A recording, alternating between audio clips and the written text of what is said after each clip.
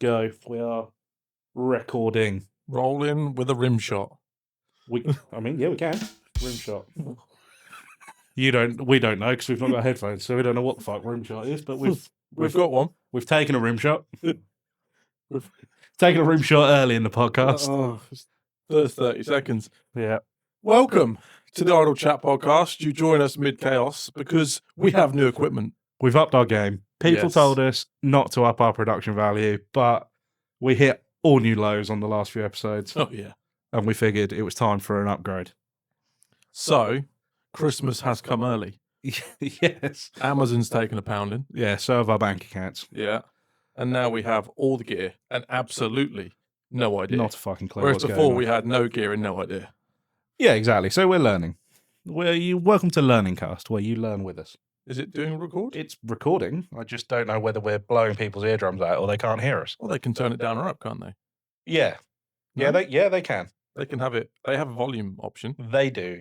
I don't know. We're going to leave it there and see what happens. If we've blasted out your eardrums, if you've turned it up to the max because usually we're really quiet, and now you've been welcomed with warm, dulcet tones, sexy microphone voices that have just obliterated your speakers in your 90s Japan car, then I apologise. Yeah, soz about that. You join us off the back of Jack Tonkin cast. Yeah. Live with Jack from Joe's Garage. Live and direct. Yeah. And I thought it went really well. Although, one little apology. We were a bit excited and we did talk over him a little bit. In hindsight, that was a bit of a dick move, so apologies. We got a bit giddy. Me especially, because I've known Jack for so long and I know so many of his little stories.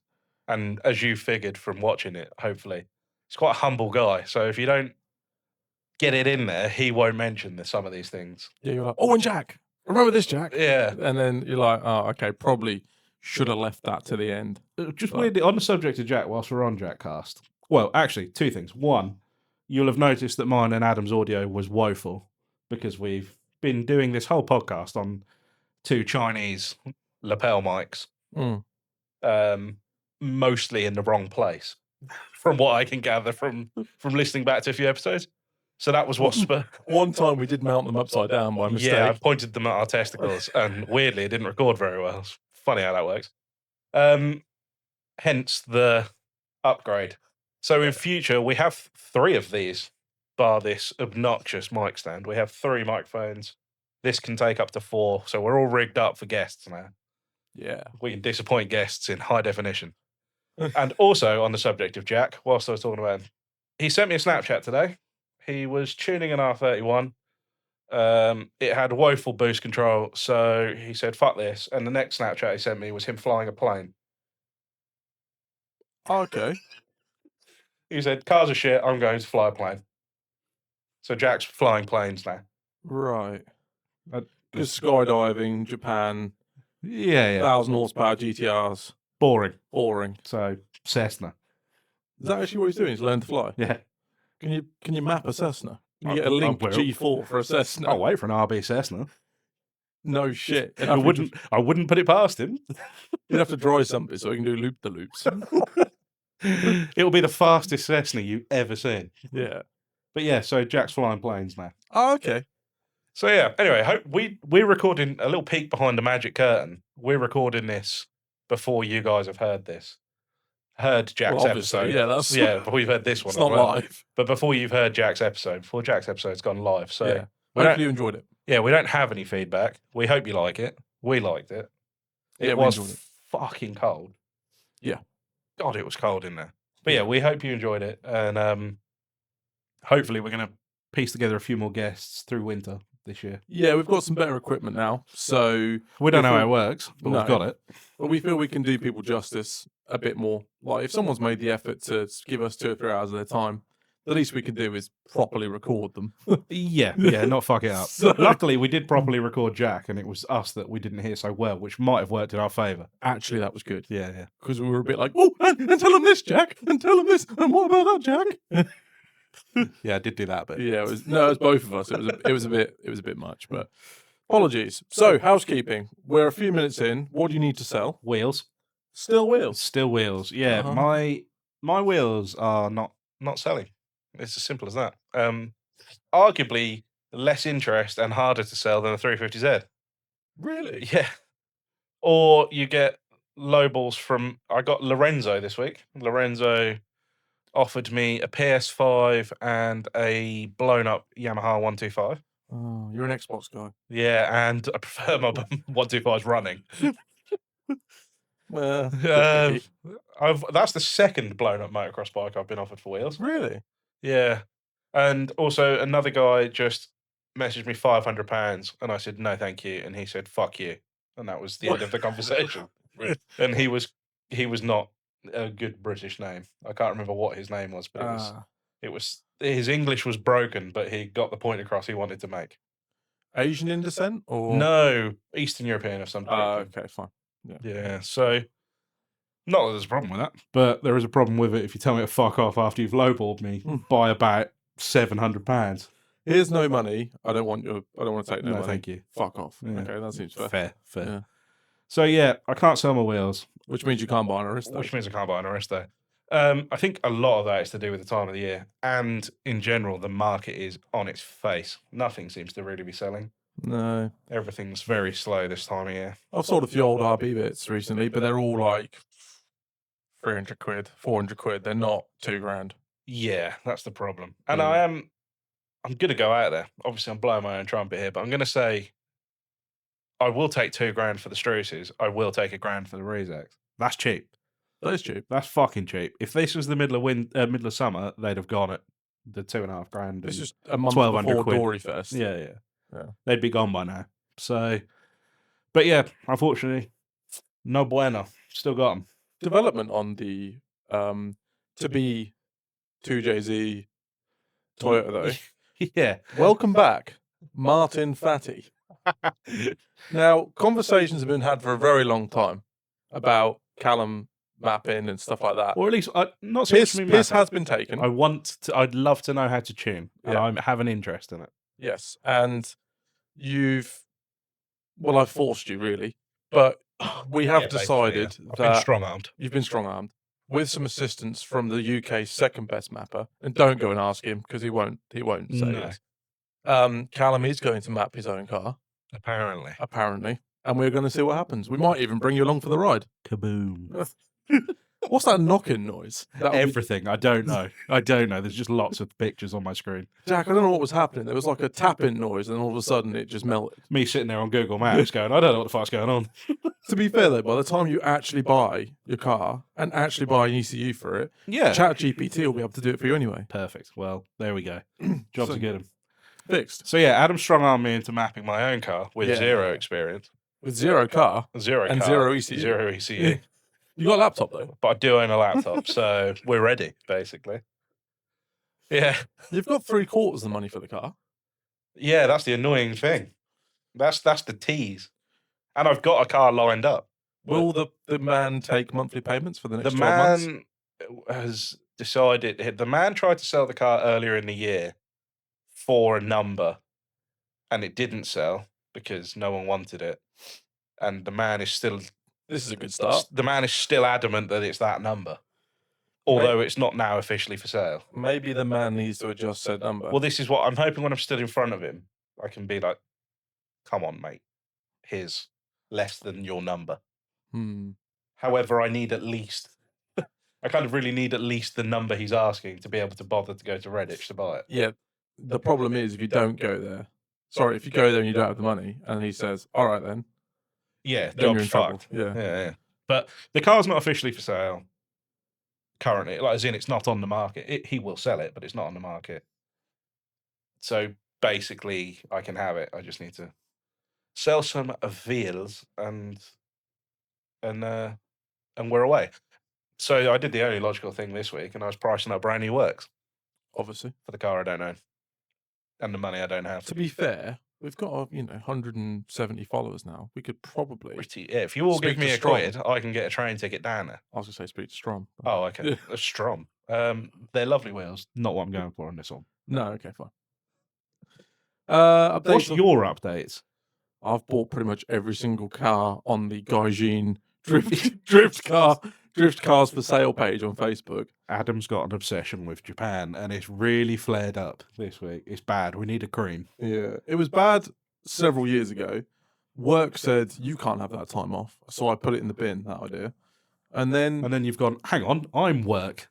then I thought, hang on a second, I haven't got that excuse anymore. No, But now I'm poor. And also, when I was going to go, that was with Jack, and he was like, "Oh, just bring 1,500 quid and you'll be sound for like 2 weeks." not anymore. And I was like, "Oh, mint, that sounds good." He said, "Yeah, it depends on how mad you go. Like you might want to leave 500 quid or £1,000 for consumables, tires, fuel." But he said, for a few grand, you'll be spot on. Which these days is what, a genuine Garrett and a clutch. Yeah, sadly, yeah. And I said, "Oh, I can't get the time off." And now, Remind me, I got something to talk about after this. You saying about that? Got something? Remind me after this. which bit, the Garrett and the clutch bit? Yeah, or the- yeah, like the cost thing. I've got something to okay, talk about. Remind me of costs. And now I have the time. I don't really have the money, but I keep seeing cars on this Gaijin Drift Cars page. I unfollowed I've- that page a few years ago when Jack came back because I was window shopping for things I could not justify or afford at the time. Now it's me. So I came off that page. Yeah, well, I've nearly bought a PS13, an S13, an R33 four-door, Sick car. and there's something else popping. Oh, there's an S14 there It's today, 14, yeah. which is a bit expensive, but it high did look spec. good. Hmm. And the problem is you keep following Kane at High Chance Yeah, that's a problem. and watching his videos of him living his Japanese dream. It's pretty sick, isn't it? Yeah, it is sick. Did nearly have a big accident though. Yeah, it looked cool though, doesn't it? Came over North Course, threw it in backwards, and someone pulled out the pit lane. Yeah, scary. Yeah, It's very scary. Poo everywhere. he played it off though. He did all right. Kane loves a crash anyway. He Kane's a does. keen crash He's enthusiast. fully rebuilding the Chaser though. Yeah, I know. Well, I say fully rebuilding it. He's reskinning it. Yeah. It's probably a better way of putting it. He's put some new fiberglass on it, and he's going to paint it a colour. That car, when Kane bought it, was immaculate as well. Do you know how much you pay for that? £3.50 probably. At the time, he's then moving to Switzerland because I was talking to him about going out there again, and I'm sure it was like he was in Scotland moving to Switzerland because he works for like a airplane manufacturer. Okay. He's like I wondered an what he did. aircraft technician, I believe, and I'm sure it was like £2,000 or something with a two-way and R154 cage and manual. R154, and it was like £2.5 grand. Less sadness. To be fair, I remember people used to buy Mark IV Supras in Japan and bring them over for like 1,500 quid to pull the engines out of them for BDC. Can we just go back like 15, 20 years? I know. Tell me about it. Tell me about Anyway, it. enough of misery cast. What else we got to discuss? Oh, I'll say about my cost thing. So I had a conversation with someone the other day who sent me a message about Santapod upping their prices. Or drift what you brought? Yeah, for drift what you Brung? Drift what you brung? Brung. English. Bad English, but yeah, for drift what you brung. So this in 2026, their new rules are you have to wear a helmet. No. Thank fuck for that. Like, To be fair, just interjecting, when me and you did 700 horsepower RB25, drift what you brung, yeah, we did the first session or 2 sessions with no helmet on. And then I said, take the helmet off. It sounds mental. And then we did the rest of it Yeah, with no helmets on. we did. However, that track is fast enough with big enough walls that a crash helmet should have been applied a long time ago, I think. But anyway, that was not the bit that had caused umbrage. The previous year's prices were £135. That's a £3 booking fee. And they've gone up. Are you ready? Mm-hmm. £145 and a £3 booking fee. But the person in question was deeply upset about this. What, And £10? This was my point. I was like, in the grand scheme of what we're spending here, £10 is a vape and a monster on the way there. Like, no Or- one cares. You take a sandwich. Yeah. Like a tenner. If a tenner is the difference between you drifting and you not, you shouldn't be drifting. You can't afford it. No. That's someone who hasn't been able to Or afford to drift it for most of the year. go to North Korea. Yeah, I'll go to North Korea. What's But that? Is that how much is that now? Last time I went, it was 45 quid. I think it's 70. Wow. I think it's 70 now. Okay, still exact. Yeah, Still still two, cheap. 2 Xanapod days. Yeah. And I said to him, he said, yeah, but in 2022 or 3, it was £110. I was like, yes, okay. But the other option is it's £210 in 2023, and in 2026, you're not allowed to drive. So what would you prefer? Are you going to pay an extra 30 quid, or are you not going to drive at all? Mm. Because ultimately, okay, I'm not a huge fan of pod. I haven't driven it myself, but the track surface is fruity. Pod as an event is brilliant. Yeah. The atmosphere there's good. Pod's great. The only problem with pod is all the lorries that part for the drag racing leave, if you don't know, they leave big indentations literally in the ground. Now the surface isn't level anyway; it's quite rough and patched up and stuff.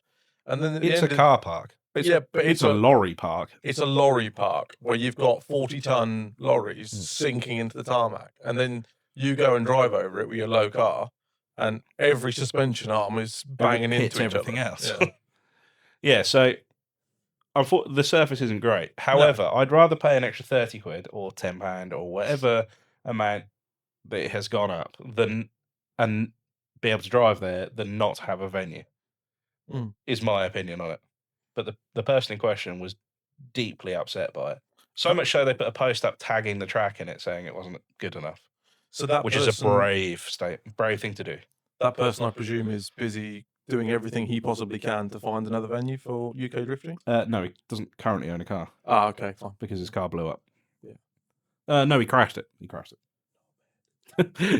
He's a nice guy, and he does do quite a lot for the drifting community. You'll know who he is. He's the man who crashed into his own recovery truck next to you at Santa Pod. Oh, it's that guy. Yeah. He did do that. Yeah. He did do that. It was quite spectacular. But yeah, he does a reasonable bit for UK drifting. He does try and push it. He does his own events at Driftland. Okay, I'll take it back. And he does try and push the sport a bit. But his thing is driving with your friends in lower end, lower budget cars, which is fine. And that's all he wants to do, which is fine. So, but you can't start tagging tracks and slagging them off for putting their price up a tenner, because that's a real quick way for them to go, do you know what, go fuck yourself. I don't need this hassle. And also, you having fun with your mates in £2,000 worth of whatever, they're going to prioritise the £500,000 race lorry and drag car that turns up a few months later. They don't really care. They don't care about That's why it's in winter. Your whatever it might be. Yeah, so I just think careful what you wish for, because it's a real fast way for tracks to just say, do you know what, it's not worth the hassle, is my opinion. Word of warning. Sensible Callum there. Because a few years ago I'd have been like, fuck him. But I've mellowed a bit and grown up a little bit. And slimmed down. Slimmed down a little bit as well. Yeah, we're still on the slimming train. What do you want an update on that? Do it, yeah.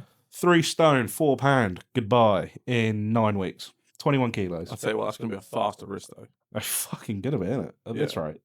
That's right. It's gonna be speedy. It's gonna have like no driver. No.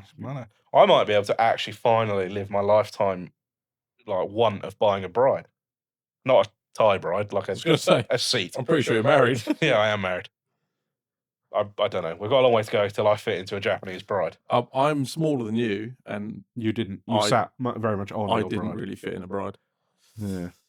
Hi. Yeah, they're not for thick boys. No, they are not. Update on me, Garage21, Dave, Engine.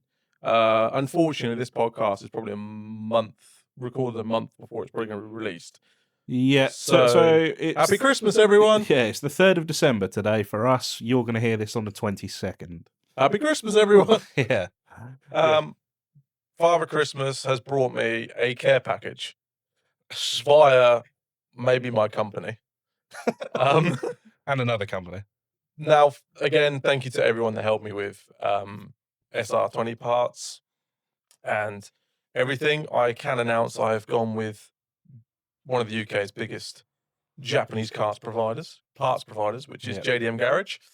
Paul from JDM Garage, to be fair, was brilliant. I sent him a list and he was like, right, I can do this, I can do that. And with Terry, who also works there, sourced everything, and it was a big list. It was a big list. Also went above what he needed to do to make sure that 1, he had the parts, 2, he could get the parts quickly, and 3, he did me a very good deal. So JDM Garage, Paul specifically, thank you very, very much, and Terry. I would say 90% of the parts are either on their way or at JDM Garage to be shipped to Mr. Midlands Dave at Garage 21. Not Pirate Dave in Bristol. Not Bristol Dave, Midlands Dave. Update on that, he's just waiting for basically the engine parts to start assembling. He's messing around with cranks today. Yeah, you sent me something earlier of him playing with oil galleries and cranks. Yeah, he was saying that the main, on an SR, if you rev them high, because obviously, my basic little 7,000 We just RPM, want 400 horsepower. 400 horsepower SR has turned into 9,000 RPM, whatever 100 horsepower SR. He's talking about, he's talking about the oil on an SR20, when you spin them at a high RPM, can go through the crank, through the main cap oil gallery. And I think what he said, although I'm not the best at explaining this, is starve the rod bearings. The flow isn't great to the rod bearings because it Correct. prioritises the mains, I think, is what I gathered from what you sent me. So what he's messing around with, I think, is blanks and restrictors for the mains through the crank. Yeah. So he's got a donor crank there that he's playing with to try and figure out if it's a better method to oil the rods and the mains sort of Consistently, equally. Yeah. So he's doing maths, and that all of that is being done so that if you want an SR20 from Garage 21, he has it figured he's out. like, hold this. Yeah, I know exactly what to do. Exactly. Now he knows what to do anyway. Obviously, he can build an engine. There's lots of people that can There's build a an little engine. bit of experimenting going on with your setup, isn't there, as well? Yeah, he's building the engine. So if you say, I want spicy, he can go, right, well, we can do this and we can do that. And yeah, granted, it'll cost you a bit more, but you'll end up with a 8,000 plus RPM, 500 plus horsepower SR versus a 7,000 RPM SR. And if you, like, I was talking to Crashy Tom about it.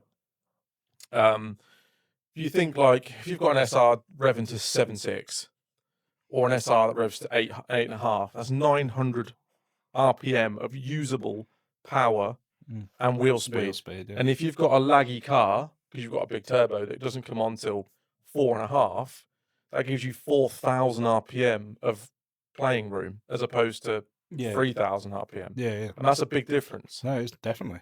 For drivability and wheel speed. And so that's where we're at. It's going to be a fruity boy. Fruity boy. Thank you again, JDM Garage, and thank you everyone else that helped. It was only because JDM Garage were, to be honest with you, it made it easier for me. It's a one-stop shop, wasn't Literally, it was just because it made it easier for me to order the whole lot from one supplier. And obviously they're a well-known, trustworthy supplier. And then again, on top of that, due to obviously our ever-growing fan base. Ever-growing. I managed to get a little bit of, look, we'll help you out a little bit.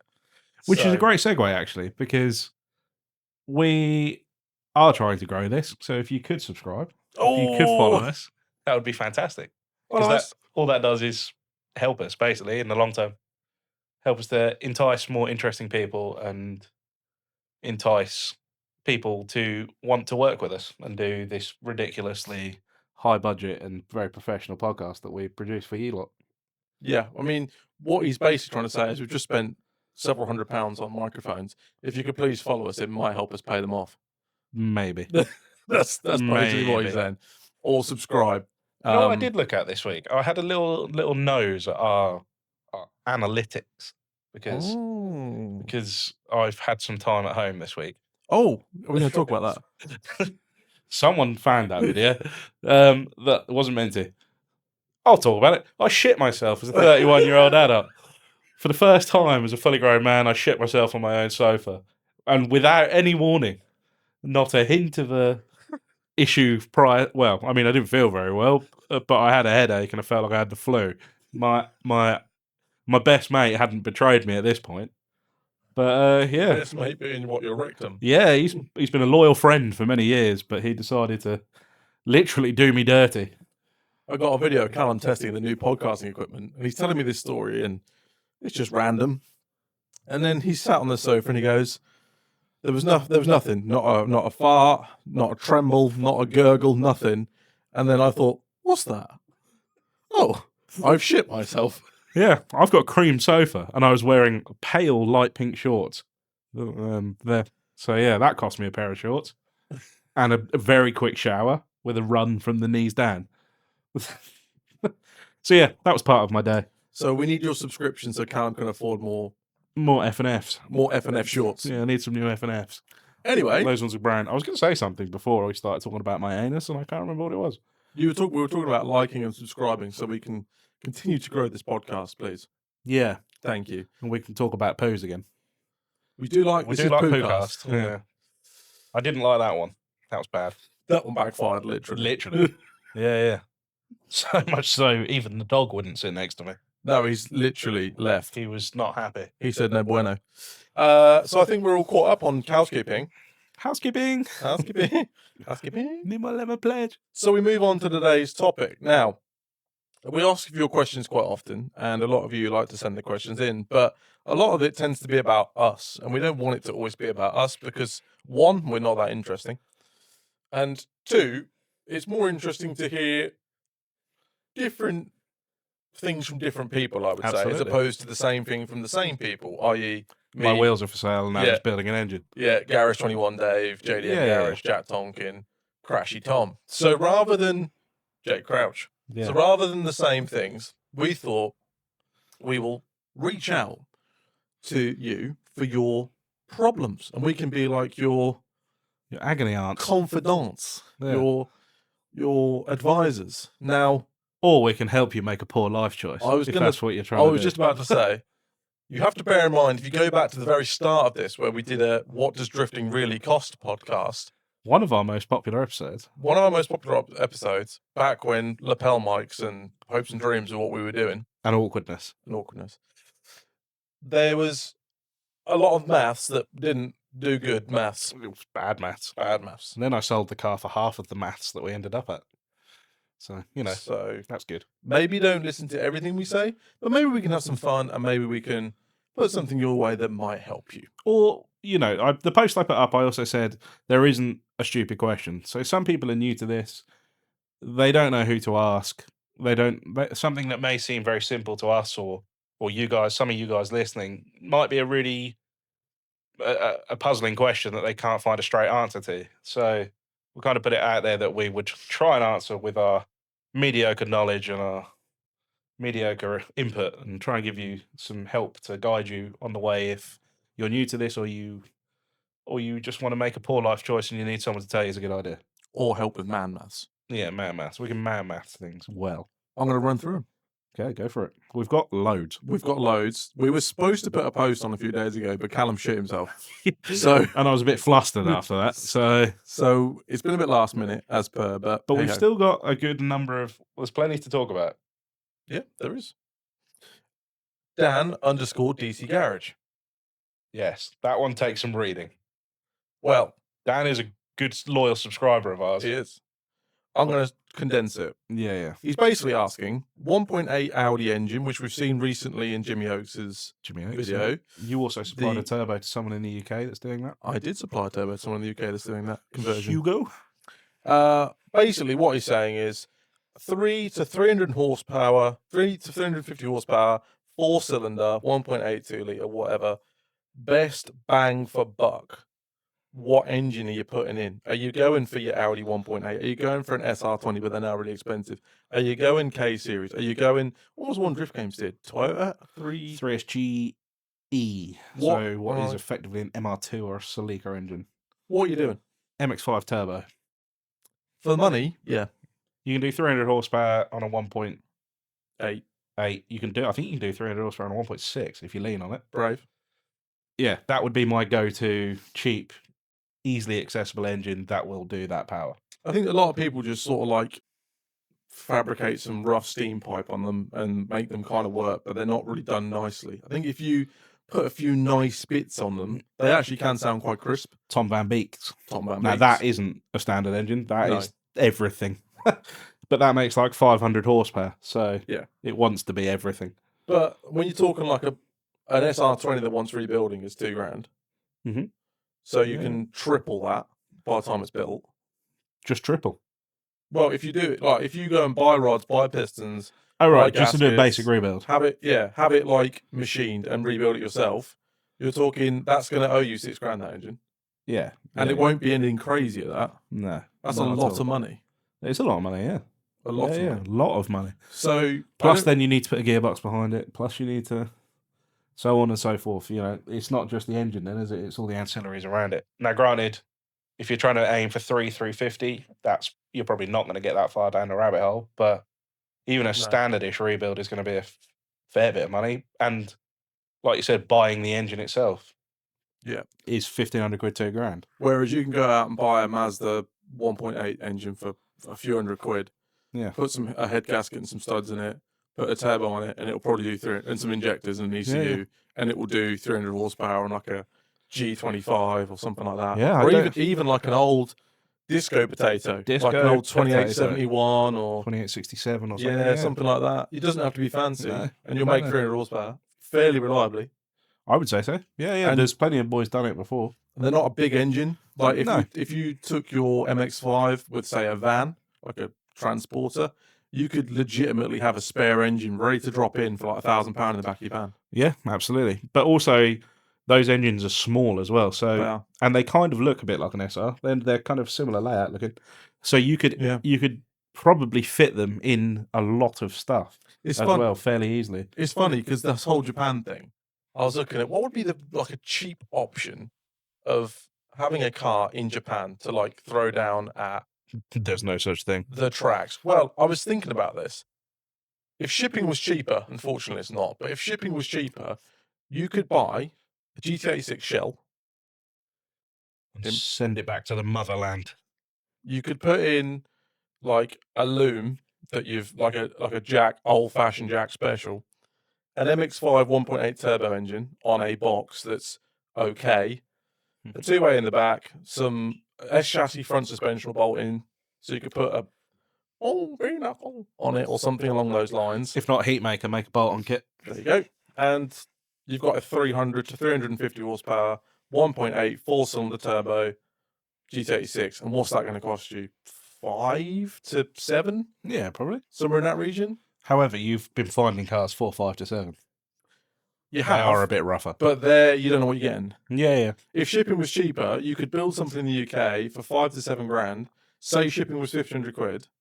I know it's not, but if it was. It's about 2 grand from my window shopping for Aristos.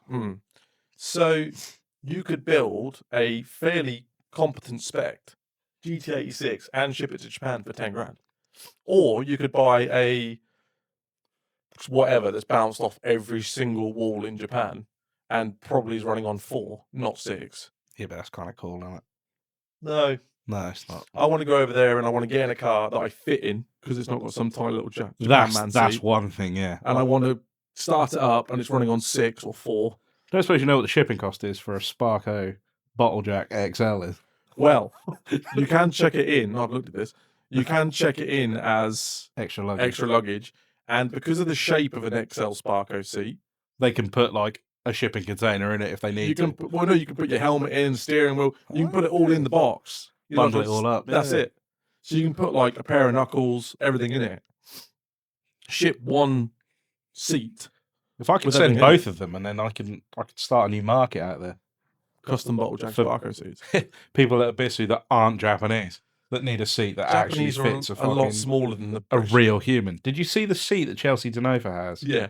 It's like a child's seat. It's ridiculous. It was, and then Jimmy Oakes went and bought what was it, a Recaro or something? A Bride.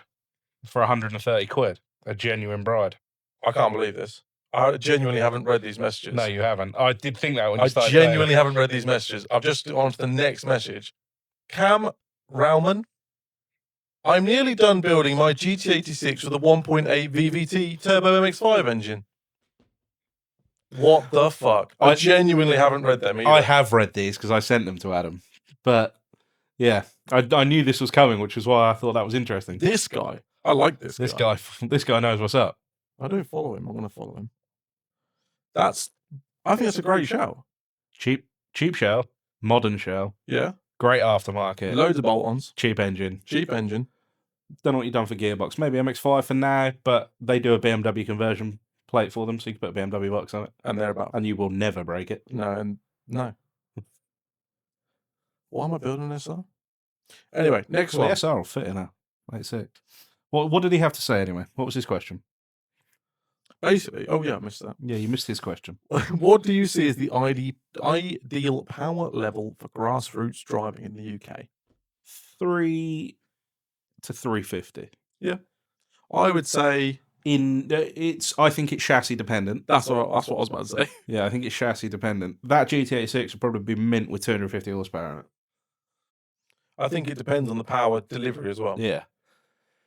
Yeah. I would say for a small chassis, like an S chassis, GT86, 300 horsepower, maybe 400 if you're feeling a bit spicy. Big body car, you want another 50 to 100 horsepower. Yeah, if you're doing something big, I'm going to say 350 to 4. Yeah. And for smaller cars, 3 to 350. Yeah, MX-5 you can get away with sub 300 Yeah. comfortably. Yeah. It's power to weight at the end of the day.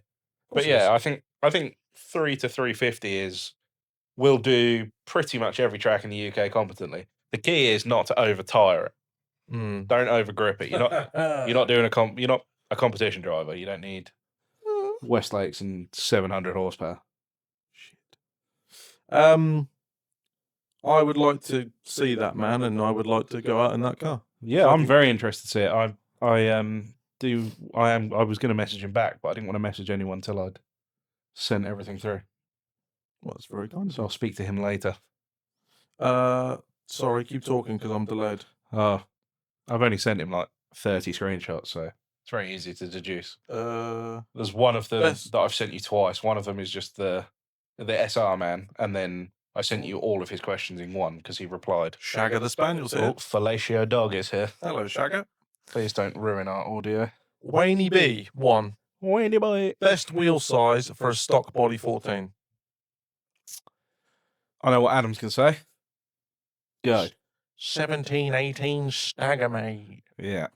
9.5. Yeah. No, depends on what style of wheel you like. S14 is the king of taking a big wheel. Yes, it is. Yes. A mild over fender and they'll take a 12J. Ask me how I know. I would say if you're going to go 18s, I'd say probably 18 by 9.5 will be a bit bold, depending on offset, probably 22 on the front. And probably on a stock body, probably not far off the same on the back, maybe a 10. When I had the 10, maybe 18 by 10 ET12, you might get away with on the back. When I had the stock body 14, that was a Rotor 10.5 on the back, but that was like a pretty weak offset. But that was fine. There was not much camber, a little bit, but not a lot. And the front was a 9.5. It was a 17, but it was a 9.5 ET30. Yeah, and that was fine. I could have got away with an 18. You got to be careful with 18s on stock body because of the loom. Mm-hmm. But Mr. Wayne B has been speaking to me this week about 350s because he's on about buying a 350 as a practice car. Oh, really? Yeah. So he's asking me some questions about 350s and do's and don'ts. Oh, God, dog's here. Dog's here. That's me getting fucked. Next question. Just from... straight away. Is he going, really? Yeah. He likes you. My guy. I don't need it. Joe Harbert. Mm-hmm. Need SR advice? This is the guy that's got all of the questions in one. So okay.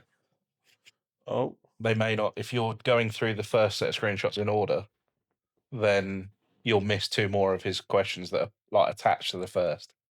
We'll come back to him.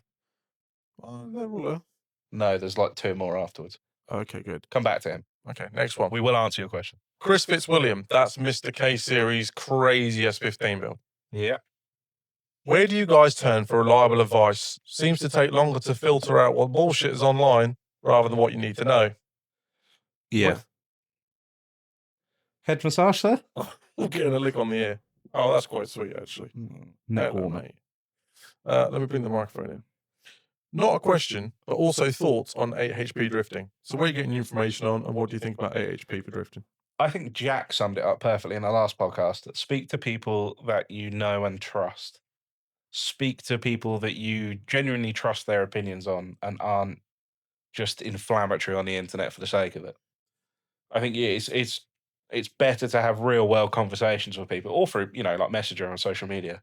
But contact someone that has done or is doing something similar to what you want to do and ask their advice. As for the old AHPs, I think they're cool. I mean, I'm not sure if I want one, but I think they're cool. Jack seems to be making them. Okay, dog mic. Oh, sorry about this, guys. If you're watching this, you'll see what's happening. Adam's been attacked by his own dog. He's decided to lay at my face. Yeah, I think AHPs are very cool for what you can achieve with them. For a standard gearbox that will take that kind of power. I think for what you're talking about, a street car that can drift. Yeah, someone else has told me it's probably a good shout. It is, but something about a clutch, isn't there? You can still have a clutch. Yeah, but it's not the same. I don't know. I've ummed and ahed about this for my I think build. you need to have a going one. That's it. I need to have a going one. I'm yet to experience it IRL. If you know anyone, Chris, that you can go out with, do so. I don't know many people running them. And the people that I do know running them, I wouldn't necessarily take their opinions. Yeah, because they've not had them very long. Yeah. Or they don't do necessarily the same driving as you. So you're also trying to. I think Chris. I saw a post from him the other day. I think he's trying to put one behind his K24. So yeah, he is. Think you need to, from a different YouTuber that I watch. That's just weirdly. This is a tangent. He's put a K24 in a Dodge Charger Hellcat. What? Okay, but they run an 8 HP gearbox, and on the dyno, they had issues because of how high the K24 was revving. So I think you need to be careful what box you choose that will cope with the RPM that your engine will want to run. But that I may be wrong there. But I think they've ended up having to go to a smaller version of the 8 HP to get it to put up with the RPMs that the Honda motor wants to run at. But I don't know if that's a definite. But that's certainly what he's doing at the minute, is swapping out a Hellcat 8 HP for a smaller version. The problem with 8 HP is the box is the cheapest bit. Yeah. It's all the turbo Lamech and everything else you need to run the controller, that's money. And that's not easy to then reverse. No, it is not. That's the problem. Or go, oh, it's okay, I'll just fit this box instead. You've just wasted a lot of money. Yeah. I don't know what box you currently have on your K24, but CD, I think. Is it CD? Wonder why he wants to change. That car's making steam. My car is making steam, yeah. To be fair. And so CD synchros are not happy, maybe. Well, same issue as me. Stock synchros are stock synchros. Yeah, exactly. And CD boxes are renowned for bad synchros. Anyway. Speaking of which, actually, I don't know if you've looked into this, Chris. Just thought of it. Crashy boy, Tom, is going Tremec. T56 Magnum. Like the condom. Big. Big and thick. And he's putting that behind his SR because he's sick of blowing up stock RB boxes and everything that goes between them. I don't know if there's an option there to run a T56 on a K24, whether you'd have to be the guy that invents that, whether it's a good idea. But what I do know is those T56 boxes, they run them at like 700 to 1,000 horsepower on drag cars and street cars and stuff like that, and they're fine. They are stout. You've also got GM spline, which is a lot stronger. Thick shaft. 6-speed as well. Double overdrive. Exactly. So you might not have thought about T56 Magnum, but that might be an idea. I would imagine somebody in America's done it. And also, you can run them. In fact, I think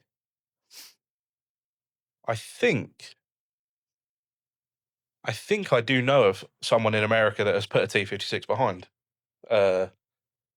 K24, and they used a QuickTime bell housing, which is basically an adapter built into a bell housing, and it's SFI rated. So if your clutch does a kaboom, it doesn't come out the bell housing. Lovely. Sounds cheap. But also the other thing with those T56 boxes is that is what they use in stick shift drag racing. So you can buy a face-plated dog engagement gear set for them as well. Yeah, that will take 3,000 horsepower. Yeah. Yeah, if you stuff. if you have issues. I think Tom was saying they're about $3,000 for the box. Brand new. Brand new. Yeah. Yeah. So a lot of gearbox for the money. They are quite big though. They're a big, similar size yeah. to a CD, if not slightly longer. But I'm pretty sure he's already got that issue.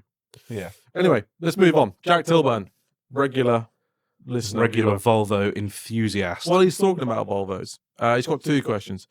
First question, which do you go ITB, sort of like a 2-litre ITB, or like a 1.6, 1.8 litre turbo? What would you do?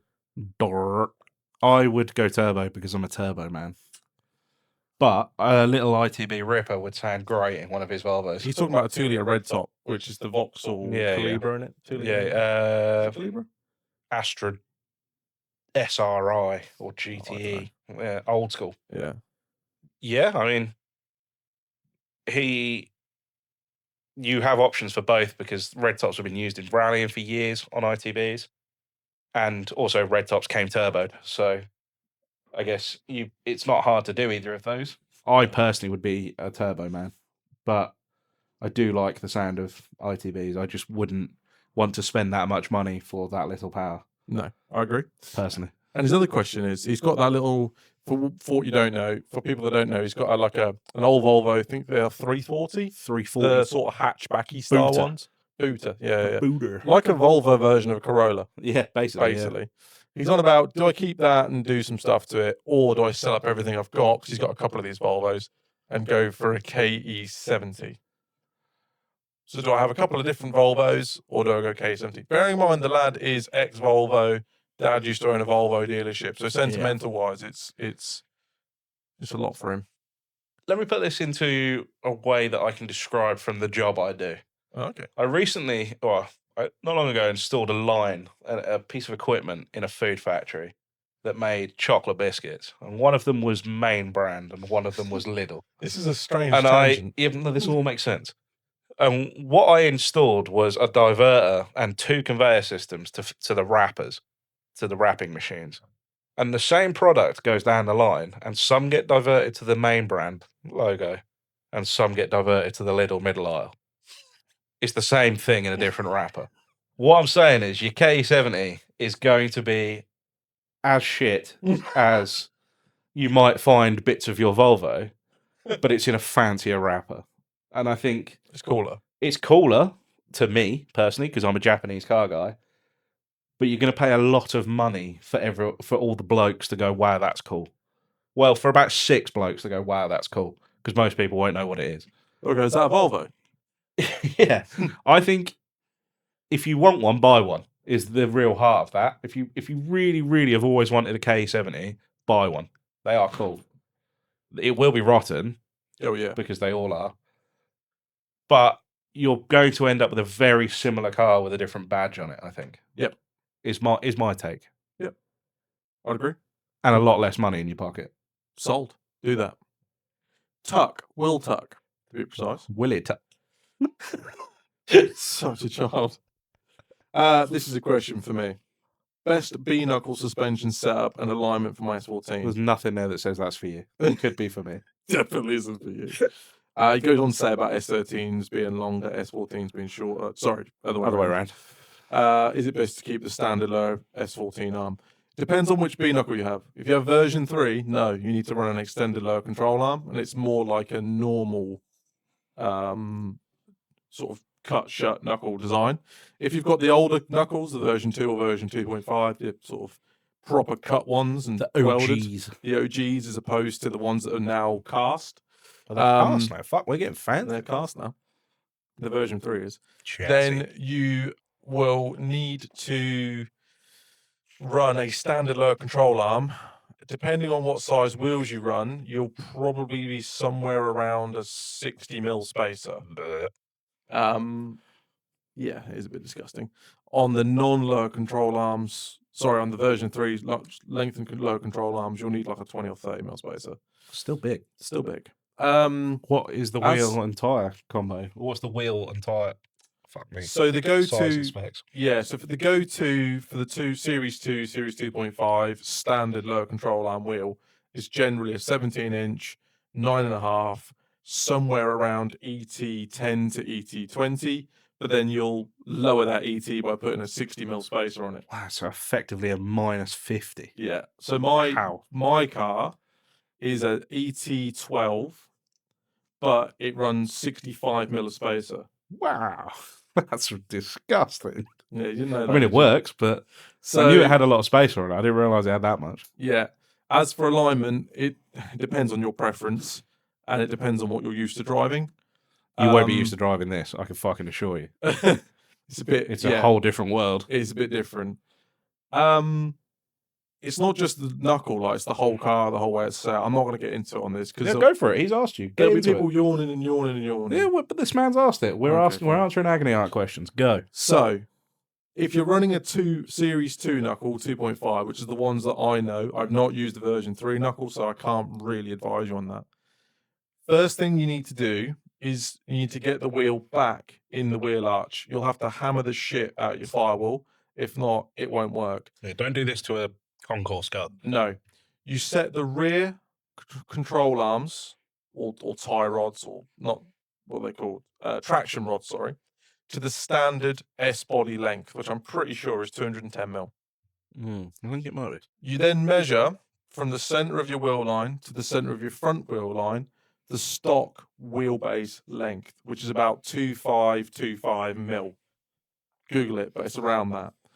If you set the front caster, so that's where the wheel sits in position at the wheel arch, to the stock wheelbase length, you should be about right. So basically, you keep the car a stock wheelbase length, but add a shitload of caster. But you're adding shitload of caster to the front to get it to that. The rear should be about stock, effectively. The reason you do that is because you don't want to lengthen the wheelbase. The more you lengthen the wheelbase, the slower the car will react. The shorter you make the wheelbase, the quicker it will react. You're getting a kiss from the dog. As for everything else, it's predominantly feel. Camber you'll want quite a lot. I think I run about 8.5 degrees, 9 degrees. I ran that on a straight car. You did, yeah. Disgusting. And I did that by not by bringing the top mounts in to add the camber, but by actually standing the shocks upright and then notching the slot in the mount. Yeah, the coilover mount. Eddie, come on. You're a bit much, mate. I'm going to get shagged by the dog again.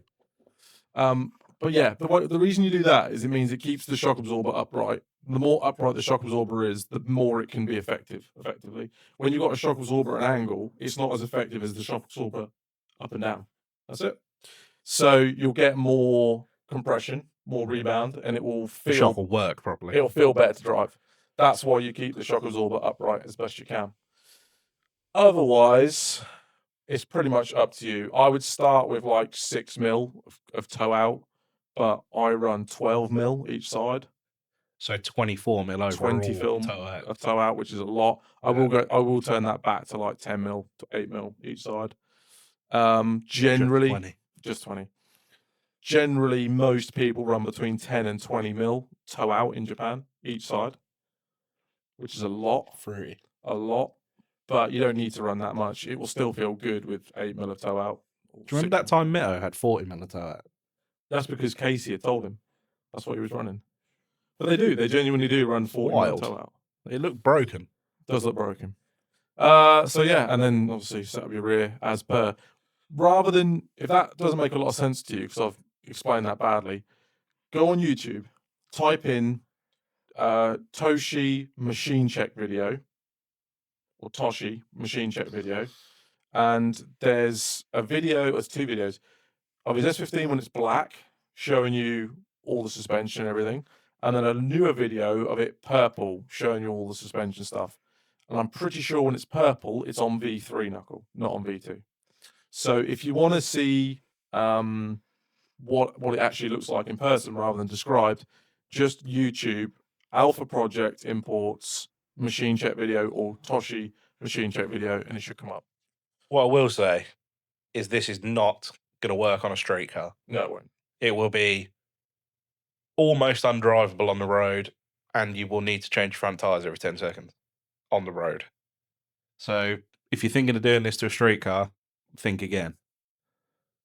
Yeah, it's disgusting to drive on the road. I would definitely not agree and not advise doing it. And also, your wheel bearings will last like no time. They're not going to like the road. No, they won't.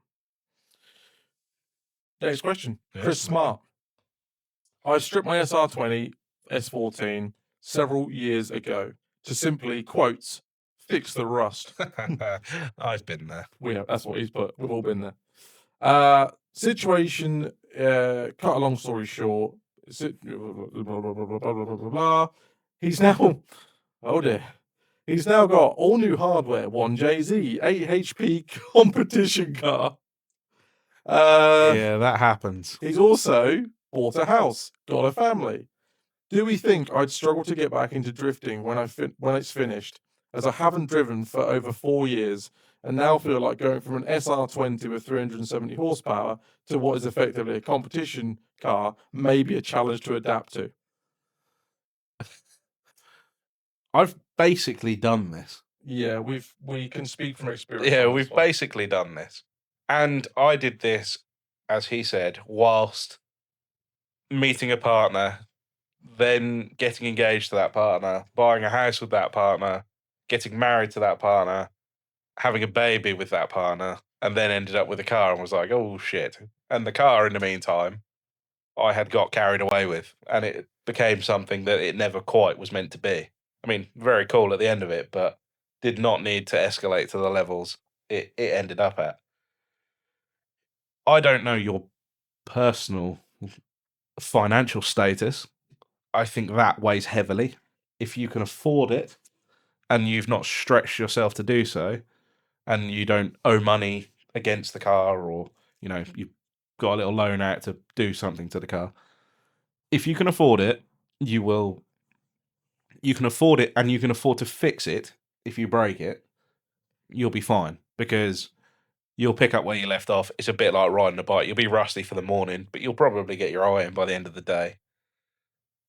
If you've stretched yourself to do it, you will probably live to regret it. You won't enjoy the car because you'll constantly be worried about, I can't really afford this. I can't really afford to fix it. Yep. Or you're that busy making payments on the money you've borrowed to do it, and life is on top of that as well, that you flat out won't use it. Or be scared to use it. Or be scared to use it for the same reasons, because you can't afford to fix it. So that very much depends on your personal status, I believe.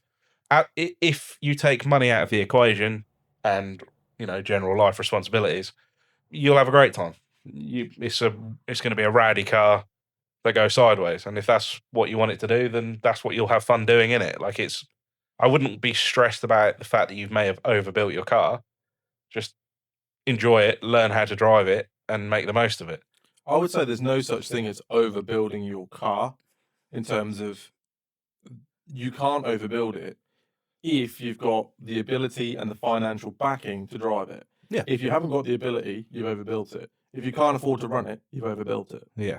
Yeah. Or if you've got too many other commitments, you've overbuilt it. Yeah, it very much depends upon your appetite for finances, basically. And risk. Yeah. And obviously it's going to cost a lot more to run at a drift day than it used to. Go back to a few previous podcasts where there was the shock Adam gets rid of the RB and puts in an SR. I think we covered this. As sick as RB is and 700 plus horsepower is, if I had a Amex Black Card and a business that was turning over £10 million a year, I would be buying a sequential and going hell for leather. He still might be buying a sequential at this rate, if Dave has his way. T56 Magnum now. But yeah, XL condom. It's it can get a bit fruity. It can get fruity, but it entirely depends on your personal situation. But then that said, I believe. Look at the guys in Ibisu in ropey ass 300 horsepower big body Toyotas having a blast. Yeah, sometimes less is more. Sometimes look at Gripped Up boys. Yeah. Those boys, maximum horsepower we're talking is 150, 160 horsepower. Yeah. And they are having a blast. Yeah. So there's something to be said about not overcomplicating things and having a good time, not necessarily a financial stress. And however, this man has already said this has escalated. We've done this. We're past the point of are we overbuilding it? It's overbuilt. Sell the 8HP, sell the 1J. Put an SR back in it. Maybe. That would be a negative. No, you'll be fine. As long as you can afford it. Afford to run it. It won't be a problem. Yeah, No. you'll have a great time. Of course you will. And to be fair, that box is cheap if something goes wrong. Yeah. 1J is a pretty stout. Yeah. So you should be all right. Should be fine. As long as you don't turn it up to 1 million when you dyno it, you'll be fine. I mean, it'll make 450. Yeah. They all make 450. Yeah, they do actually, don't they? They all make 450. It'll be fine. You'll have a great time. Other than Gilby's. Yeah. Well, yeah. Which makes 1 million. That's a little bit different. Been drifting. Jack Bateman. This is. Been drifting for maybe 7 to 8 years. Nothing comp-wise and always on low power. Got myself a nice little unit and I'm wondering, what's the best quick method for an alignment? I know string is the main way, or take it to a shop, but I have the space. What's the best way to get started? I think I have an idea on how to do it, but I've just got a new rear camber arms and I want to dial them into 0. What would you suggest? This man is good at this. I do this. So if you go on eBay, you can buy a string alignment kit for like 250 quid. You'll get what looks like a bit of conduit. Yeah. Well, no. Or a Zimmer frame. The case looks a little bit political rally sniper, but once you get over the fact that you're not an assassin and you open it, you'll receive some aluminium bars, 2 building strings, and some adjusters. Basically, what you have to do, you can use camber plates and stuff like that. They're not great, to be honest with you. First things first, get your car set up suspension-wise to the right height. Then buy a piece of thick flat bar or box that you know is square, that you can sit on the face of your wheel. And you can buy like a camber gauge online or, like those angle finders, pretty cheap. You can hold that against the wheel, put your angle gauge on, and within a degree or half a degree, you'll have the correct camber. So that's job number 1, to set your camber. Then you can buy the kit online, they're not expensive. Or if you're real broke, which used to be me, get 2 axle stands at the front of your car, 2 axle stands at the back. Go to your nearest hardware supplier and buy 2 2.4 meter lengths of steel.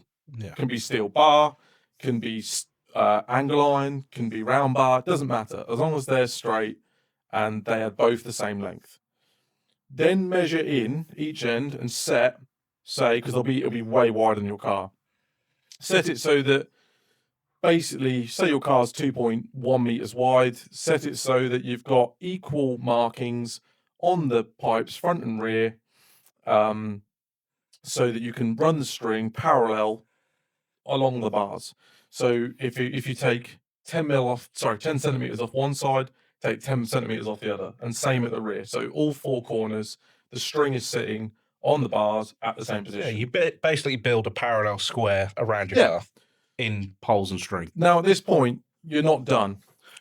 Quickly as well, before Adam goes any further, make sure that you've put your car high enough that you can get under it to adjust the suspension arms. So build yourself some little stands out of wood or something. Yep. But you don't want to be moving the car once you've set the string up around it. No, you can buy turn plates and stuff, but they're a bit spenny. The quickest, cheapest, easiest way to do it is go to like a hardware store and buy some like thick fence posts or something like that. Stack them up so you make like Jenga, and then put a bit of MDF on the top and another bit of MDF on top of that, but not screwed into it, and then it can move. Yeah. Raise the car up and set it down on those blocks. Just make sure that the ground is level and the blocks are all the same height. And you've got enough height to be able to get underneath. Exactly. And probably crack the nuts off first as well underneath. If not, you can end up fighting it and being a pain in the ass. So you've going back to it, you've got your jack stands at the front with your bar on it, your jack stand at the rear with your bar on it, and you've got your strings set the same distance on each side. Off the centre of the hub. No, I'm now going into okay. Sorry. So you've got your strings all set up. You shut up. That obviously means your string is on the bar at the same position, but that doesn't mean that those strings are running parallel down the side of your car. So what you now need to do, and this is a bit of a faff, is go around each wheel at the same point. I normally pick if you've got a hubcap, the hubcap, center cap, center cap. or go from like the drive shaft nut or whatever, and make sure that the rear has the same gap each side and the front has the same gap to the string each side. Once you've done that, you have got a box around your car made of string, and it is perfectly parallel down the side of your car. You can then use a steel ruler, measure from the string to the front of the wheel, string to the back of the wheel, and you can set all your toe almost to the millimeter. It's really accurate. Yeah, it's very accurate. The only thing you've got to be careful of, and I've done this, is you adjust it all. You go get in the car, and the steering wheel's moved. Yeah. So you need to just go on Amazon or whatever, and you can buy like a steering wheel clamp for like 20 quid. Yeah. And just jam it in the steering wheel so that it doesn't adjust as you're adjusting it. And then also, make way, sure your rack's centered first as well. That's a whole nother thing. That's a real common issue. So yeah, bars, strings, get the car up in the air a little bit, measure it all out so it's all square, and set your camber before you start using a camber gauge. What is that dog doing? Don't know. Eddie, Making sweet, sweet love to my ear hole at the minute. get down. Yeah. And I used to think you couldn't do it without like a Hunter alignment. And actually, I did a little bit of looking into it after Adam started doing it. And even pro level race teams use string because it's more accurate. So, you know that I was sort of saying in the previous podcast about late in the GT3? Yeah. That's set up by Suspension Secrets, who are one of the leading suspension companies in the whole of the UK. And they go to track with 4 wheel, like the wheel ramps? Yeah. 4 wheel ramps and one of those, I mean, it's a bit fancier, but eBay adjustable string kits. Yeah. That's it. And there's companies like String Theory. That's all they do. That's all they do, yeah. It is genuinely brilliant. There is The only thing you can't do, is caster. Yeah, that's what I was just about to say. I think there is some fancy bits of homebrew equipment that can do caster, but you're going to be spending. You can do it, but man, it's complicated. Yes. And you can buy a caster gauge, but they're like 500 quid. Yeah, and there's a lot of head scratching going to go into that. So hopefully that helps. If that makes no sense, apologies. There are YouTube videos, but basically make a string box, make sure it's equal each side, same height, same distance from the center of the wheel, and you won't go far wrong. The great thing to use for your camber, like Adam was saying, Adam said about a bit of box or something. If you've got a spirit level that's long enough to span the face of the wheel, the lip of the wheel, that will be dead square. A spirit level is dead straight. So you can do that and then just use they're like 9 quid on Amazon, a digital angle finder. Zero it on something flat and then put that up against the edge. Put your spirit level across the lips of the wheel, vertically, obviously. Put your digital angle finder on it. That will give you a number in degrees. Yep. So you can do your camber that way. You can. There you go. Hopefully that helps. Next question. Agony aunt. Lewis Cunningham. Could Adam, it's a bit late for this, could Adam have fitted a smaller turbo to make less power on the RB to save the driveline? And was the car corner weighted before the RB? Be interesting to see how much lighter it is with SR for comparison. I could have, but I didn't. You could have, but you would have gone back to what you had before, which was a bit pointless. And if you've listened before, Lewis, the RB, it wasn't just the driveline. I mean, that is obviously a big issue, but it was the heat. It's about to be an issue again. It was the heat. It was the weight. It was just the handling. Everything was slightly compromised, but the big issue was it was a spicy RB in a car that couldn't really take it, and it got hot, and it was nose heavy. So hopefully with the SR, 1, it will handle better, 2, it will run cooler. So that's 2 of the issues fixed straight away. The spiciness might still be an issue, and the driveline might still be an issue, but we've got some ideas, we've got some plans, and fingers crossed, it will be okay. If you believe it'll be okay, it'll be okay. Yeah. Yeah, I suppose it will, won't it? As for the weight, I did it on a weight bridge bits. Yeah. So I don't know, I've never had it corner weighted, unfortunately. I haven't got the money or the contacts. But I know before... I know a man with a set of car scales. Do you? That's interesting. Yeah. Before SR, as it currently was, fully loaded up with fuel, but without me in it. It was 1,380 something kilos. Less than I expected. Nearly 1,400 kilos. And you also looked up the weight difference between an RB and an SR the other day, and I'm sure it was something like 60 kilos, wasn't it? It wasn't as much as I thought. Yeah. I think it'll be 75 kilos lighter, maybe 80. So we might be sub 1,300 if we're lucky. But in theory, that is But the 75 balance. kilos off of probably a foot past the front axle. Yeah, definitely. So it's quite an important 75 kilos. Oh, definitely. I'm back to Joe. Yeah. As what I was going to say as well, Oh, is, as for the corner weighting thing, I'm sure it makes a spectacular difference when you're looking for every split millisecond on a track day. I don't know if you would massively feel a huge difference in drifting. I think Lewis does do track days, doesn't he? Does he? That's probably why he's asking that question. There we go. I don't know. I'm back to Joe. Joe. Yes. Need SR advice is the start of his. I don't think we're the guys for that. We're more RB guys. Just pretending to be RB guys. I've started drifting and I'm currently in an S15 turbo with around 300 horsepower. However, my engine is showing some signs of tiredness. They do that. Lower compression on one cylinder, and some signs of detonation. Ooh. Oh dear. Stuck in a halt, I think it means hole, as I feel like I should pull the engine and have it fully built, which is fair enough. However, I'm concerned that I'm going to go down a rabbit hole of building the car into something that is over the top for the point I'm currently with at drifting. Keen to hear your opinions as people with experience of this. Bit of a dig, but he's not wrong. Yeah, I mean, he's bang on the money. He's also put another question, tyre pressures, and another question. But let's go through. The last point to that is a little bit more context for the bits he's already got set for the SR. So for the SR build, the one that he's worried he's going to overbuild, he has an all-new Walton top mount, G25 550, and a smart hypergate sat waiting to go on the car. I assume he's turbo smart. That'll fix your low compression. Yeah, if you put that, especially a 25 550 on stock rods on a tired engine, you're going to find out real fast that that's a bad idea. I think what he's saying is he's going to rebuild it anyway. I think, he's fearful though, is what he was saying. He's fearful of pulling the engine and going down a rabbit hole. It's a lot cheaper to put rods and pistons in your engine that's a bit tired than it is to put rods and pistons into a block that there's a hole in the side of, because then you need a new block as well, or a lot of and a new crank and a new. Just because you're building your engine doesn't mean it now needs to make 600 horsepower, Adam. Shit.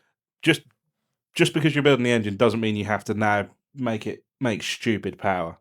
You've already got all the hot side bits, so that is your limiting factor on a built motor, especially a G25 550. It'll probably be 400s, I should think. Well, it's 550, so it should do 550. It's quite it's a small frame turbo, so a G25 550 should make 400, 380, 400. I don't think it'll make tons more than that. No, and it's going to be choked up. So at high RPM. So I would say, if I was you, I would do a basic rods and pistons and refresh on that engine, because they're getting hard to find. They're getting expensive. And if you blow it up, or you've already said it's low compression and a bit tired and got witness marks of detonation, you strap that 550 to it and you're going to find out how quickly your ringlands can't cope. On an SR, they probably won't be happy with that. So I think if you're going to wind any purposeful boost into it, I probably would consider pulling the motor before you do that, because ultimately you're going to strap all these nice shiny things to it and then be really disappointed when it lets go quite quickly. I think, or certainly gets tireder faster. I would agree and disagree with what you just said. I don't think it's going to let go if you put that turbo on it. I think it's going to get tired quick. Yeah. Detonation's really not ideal for any engine. especially an engine that's renowned for ringland issues. Reasonable boost. What I will say is in Japan, a lot of like Casey just did. I think he came third at Mayhan G1 D1 SL. D1 SL. He blew his forged motor up, so they built that motor in the workshop in a weekend. That's a stock bottom end, completely stock. It's got head gasket and studs, cams, and I think springs, and it's on like a 3037, which I don't know what that is in. That's G-series. an old HKS turbo, which is like somewhere between a 2871 and a 3071. Yeah, I'm pretty sure that made circa 450, and that will be fine at that for quite a while, to be fair. Yeah. I don't know what the basic engine he started with was. I know it's stock rods and stock pistons and stock crank. Assume it's a Spec R engine, because that's going to be the strongest, most modern version you're going to get of it. Yeah, and that'll be fine for quite a while. And to be fair, there's a lot of guys in Japan. They do a good bit of work on the head, particularly cams, springs, stuff like that. That's where they seem to spend their time and effort. Yeah. They put head gasket and studs in it. That's it. Leave the bottom end completely alone, and they'll make 400 horsepower for a long time. So I wouldn't say your car's about to explode. I wouldn't go to that extreme. You could hone it, refresh it, new rings, get the head skimmed, get the block skimmed, put a head gasket and studs in it, put a pair of cams in it and some springs. Decent springs. Yeah, some Kelfords or something decent. And that will probably do 380, 400 horsepower for quite a while. Yeah. But unfortunately, it's a 25-year-old block, and that cylinder isn't going to be perfectly true. It's going to be bulb shape in the middle. So you're never going to have perfect compression. Your det obviously is going to impact the head slightly. Yeah. Or possibly the top of the bore. So realistically, if that is the case, I've heard a rumor that Manly rods are nowhere near as good as they used to be. But a set of Tomei rods are about 400 quid, 450 quid. This man knows. I know, I've just bought some. And a set of ARP studs, although I would choose Mazworks head studs. They're a little bit more money, but not much. A head gasket and some pistons. Yeah, granted, you're talking a couple of grand there. And a set of cams and some springs, you're talking 3 or 4 grand. Is going to prolong the life of your engine for a very long time. Add in some gaskets and bearings. You know, you don't need to go mad. You don't need to put in a trigger kit. You don't need to put in oversized valves. You don't need any of that. But some cams will really help response and the power, the drivable, the drivable power. Your springs will help valve float. Valve float is SR nightmare. I'm coughing now. So springs and cams will help no end. And then fucking hell, you trying to have a drink or drown? What the fuck is that? You made me laugh now. You going for a lap? Yeah. Jesus. Well, I haven't been drinking enough. And now you've started drinking. Now I'm drowning. Now you're carrying an IBC around. It used to say, well done, like loads of positive messages. Focus. Yeah. So this is my second one of these. You take the piss because you drink like 17 litres a day because of diabetes. I drink like 5 to 6 litres a day, but it's not all in one fucking IBC. So if I don't carry it around, I don't drink it. Because I'm lazy. Okay. Sorry about that side twist. Sorry. Yeah, I don't think it's about getting stuck down the rabbit hole. I think it's about you being able to drift for the foreseeable future with a car that is not going to let you down. And just because you've built the car to potentially make 500 horsepower doesn't mean you have to run it at 500 horsepower. No. Frankly, with that turbo, you'll be tapped out at circa 400. Yeah. And a forged SR at 400 will live forever. Depending on your tuner, will live forever. Yeah.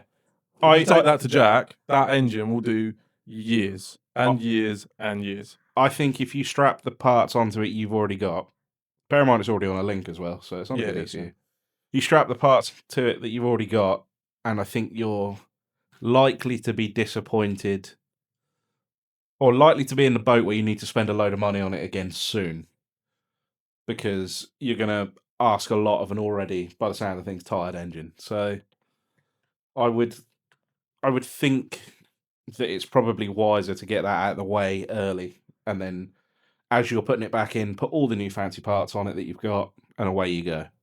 Or if you can find one, but good luck, you find another fairly basic SR and put it in. But what a roll of the dice that is these days. You've got to presume 90% of them need rebuilding. If you can find one which still has the magic, then fine. But you're pissed in the wind a bit. And even if you do, say you find the Holy Grail SR unopened, genuine 40,000 miles from you, someone's going to want like $5,000 for it. Yes. And then you might as well build one. Pistons, rods, and one you got. Yeah. Depends on your capability as well. Yeah, definitely. What I would say, although we know a bit, we're not the expert. No. I would strongly suggest speaking to Garage21 Dave and saying to him, you know, what would a basic rebuild package cost approximately? You know, you don't need to be me. You don't need 600 horsepower. I don't need 600 horsepower, but apparently I'm getting it. But just go to him and say, look, what would it cost? Because like Callum says, if you window that engine, it's going to cost you that money anyway. What I would also say is, I don't know who your tuner is, but if you've got a tuner worth their weight, worth their salt, they're not going to tune it if it's down on compression on one hole. No, they won't. No. So you're going to have to do something about it, or you need a better tuner. One or the other. I don't know which one it is, but yeah, I think you are asking a lot of an engine that you know is already tired, and I think deep down you probably know the answer is the engine needs to come out and be built. Yeah, you know the answer. Because you're obviously not shy of putting proper parts on your car, judging by the parts list that you've just said you've got. So if you're willing to do things properly, then I think the right thing to do is to give that engine some love before you strap all that to it. Just don't go. You don't have to go down the rabbit hole. The "whilst I'm here, I may as well" is a fucking dangerous phrase that we've all died by. Yeah, you don't need to do that at all. You don't need to do that at all. No, not just at all. Because one guy has doesn't mean you have. And depends on your tuner and depends on the guy building your engine, of course. But yeah, the only thing I will say on that is, so if you don't do something and you end up having an issue with that thing, i.e. lifter, you have issues with lifters floating, rattling. So there's certain things that probably are a good idea. Yeah. But I mean, like you don't need to polish and port the head. It's great, but you don't need to do that. You don't need oversized valves. You don't need a trigger kit. You don't need, if your VCT sprocket and VCT solenoid are fine, you don't need new ones. No. You don't need to go crazy cams, crazy. You can. No. Set Tomei drop-in. Tomei Japan, not Tomei USA. Yeah, definitely. They're different companies. Tomei Japan. Yeah. But yeah, you don't need to go mad. But I would suggest you probably want to give that some love rather than take a bar of boost. Yeah. Not unless you've got a spare engine sat there ready to go, which by the sound of things you haven't. No. I think that's it. There's another one, isn't there? No. Or have I not sent you it? You've not sent me it. There's a guy called David Leader, I want to say. Lever. Definitely haven't got that. Something. He is building an RB25 E46, and he's building a very nice version of it. And I can't remember exactly the question because it's on my phone, and my phone's over there recording this, so I can't. Did you send me this? I haven't seen it. I can't. I'll keep looking. I can't remember it. I may not have done. He may have sent me it between me sending you that and me coming here. Oh, I've missed one. I've missed two. Is that one of them David's? We got Ollie Brown. Yeah. And Angus, the other crashy boy. David's question was something along the lines of, am I going to regret spending thousands building an RB for this car and wish I'd put a JZ in it for a fraction of the price? You wouldn't ask us that question, though, surely. Yeah. In my opinion, no, you're not. RBs are phenomenal. And I know I've followed your build, and you're doing a very nice job of building it as well, with some very, very correct parts on it.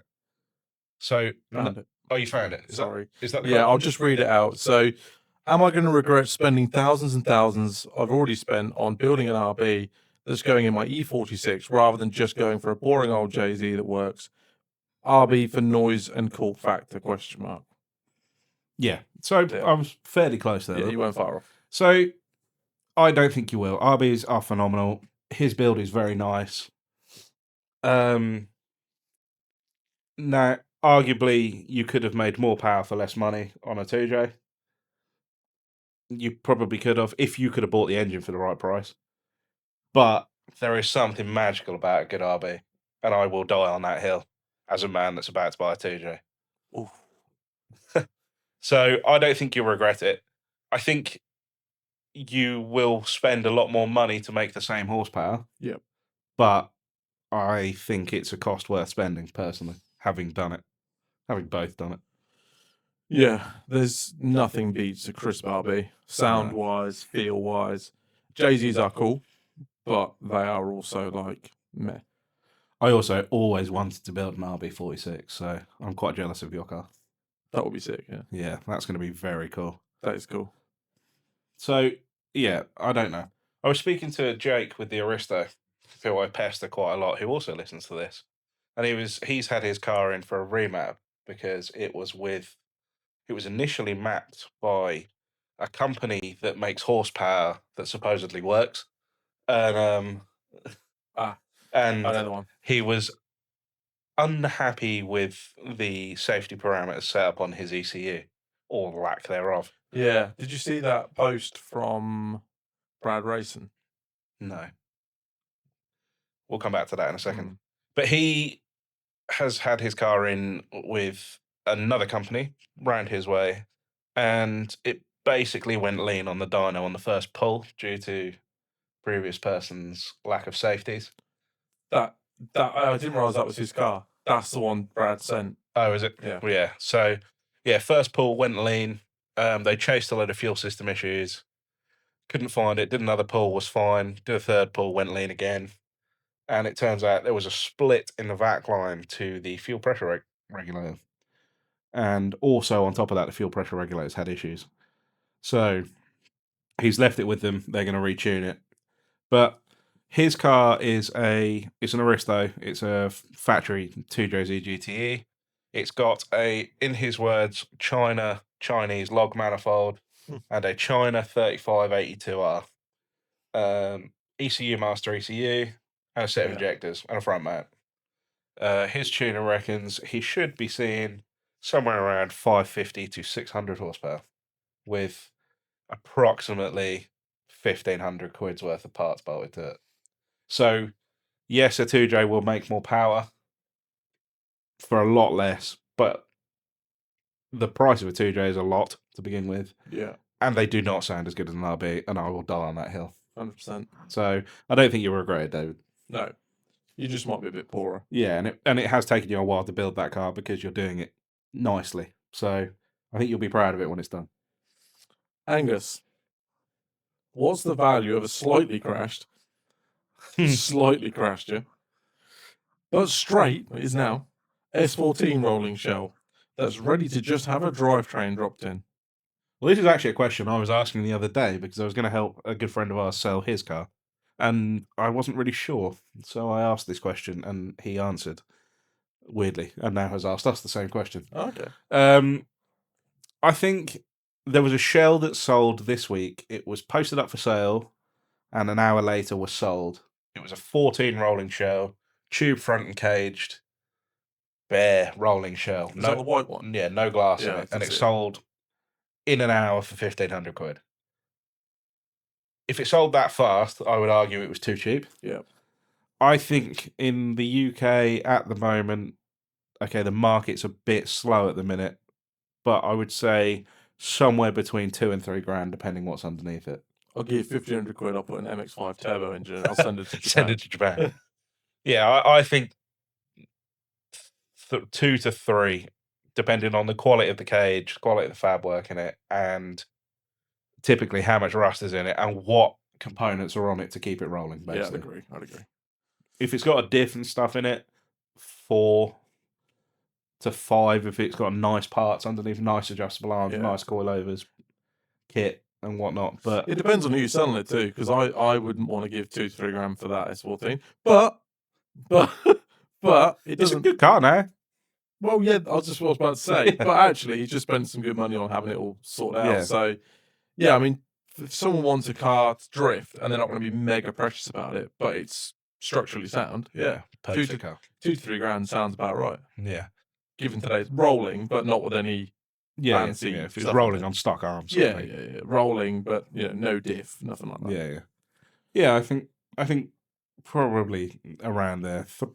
I got a lot of answers. I asked a very similar question, and I got a lot of answers that varied between 2 grand and 6 grand.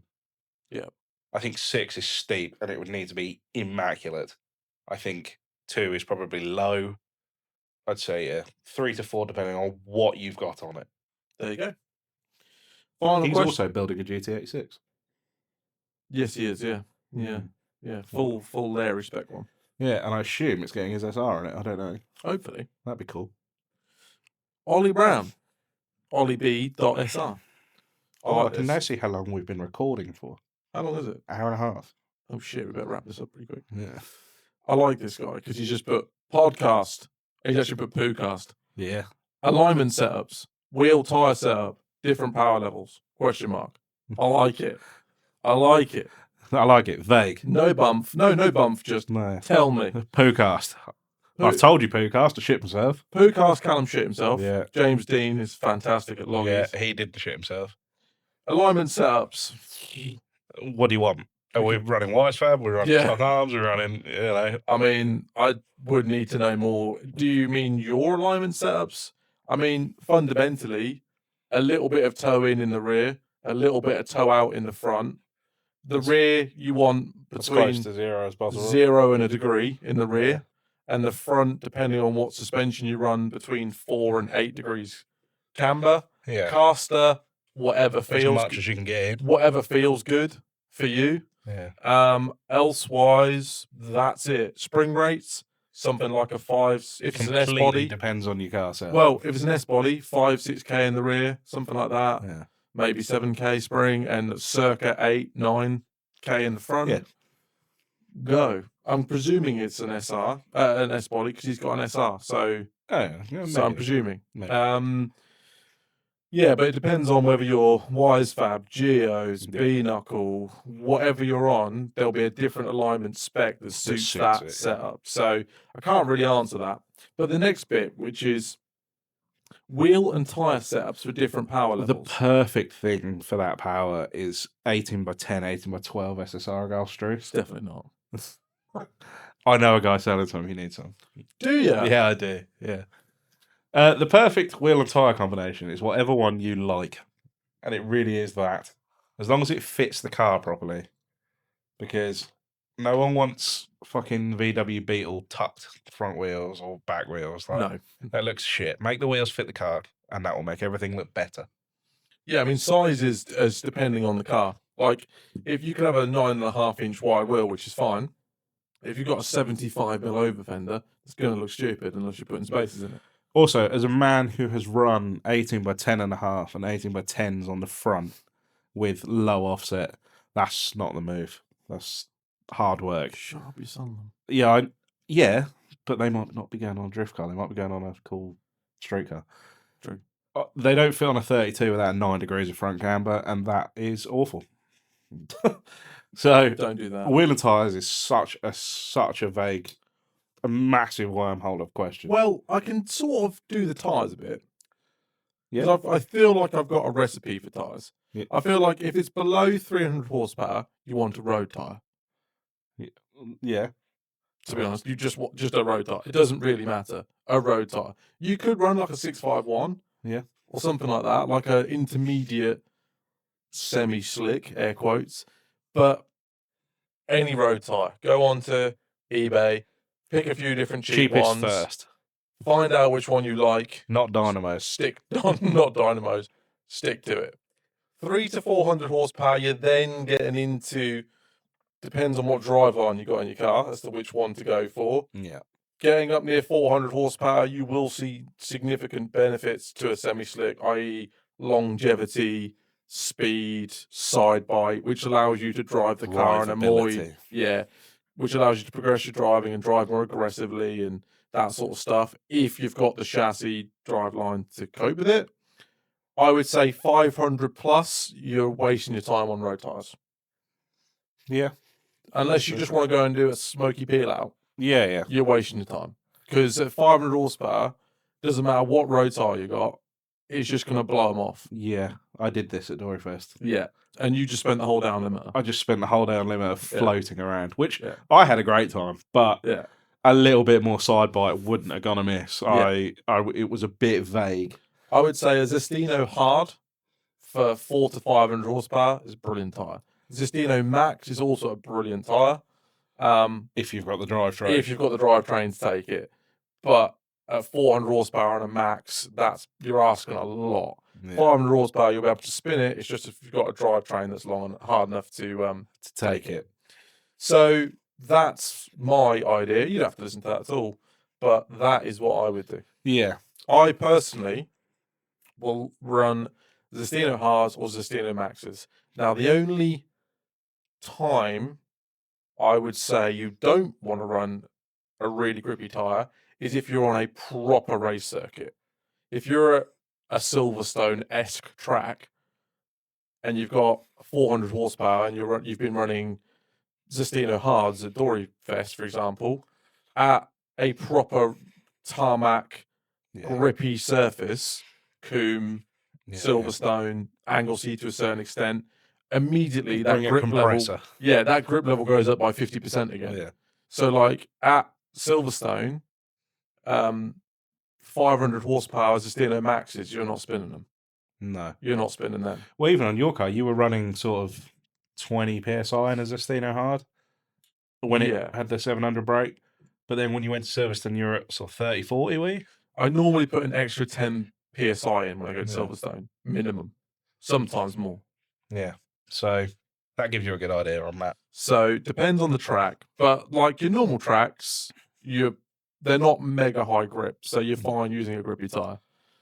And it will make your day better if you can go and fun, push yourself and throw the car about a bit more on a better tyre than if you've got a floaty tyre where you're just basically trying to not crash. Yeah, which is what you did. I did. Yeah. You bought dynamos, which are basically plastic. Yeah. And then spent the whole weekend just limit bashing and trying not to I spent the whole weekend entering and then having a cup of tea and sort of a quick chat with my mate in the passenger seat, and then I could drop the clutch and go. Like, it took quite a while to be that bit where you chuck a car in and you're like, oh, if I give this throttle now, I'm going to spin. So you're like, just wait for the car to bite and then I can drop the clutch and go. And it was quite a considerable distance before I could do that in the 32. Yeah. And then when I was trying to chase anyone, I just it